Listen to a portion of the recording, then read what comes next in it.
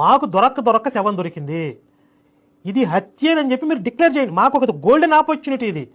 మీరు ఎట్లా యాక్సిడెంట్ అని చెప్తారో మేము ఒప్పుకోం. అసలు ఎన్నాళ్ళకి మాకు శవం దొరికితే మీరు దీన్ని హత్య అని ఎందుకు చెప్పరు అని చెప్పి బెదిరిస్తున్నారు వీళ్ళు.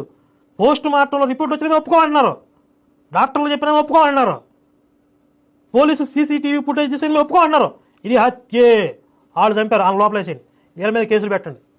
ఇది వీళ్ళ వాళ్ళకం.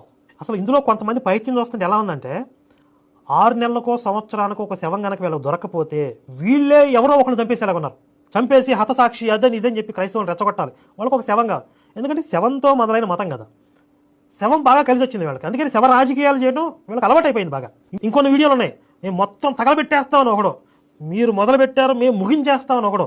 అంటే ఏమీ లేని దగ్గర కూడా ఏదో ఒక విధంగా క్రియేట్ చేసి అక్కడ జనాల ఎమోషన్స్ రెచ్చగొట్టి మొత్తం అంతా కూడా వినాశనం చేసేయాలి, తగలబెట్టేయాలి. అసలు ఎంత దుర్మార్గం అండి ఇది.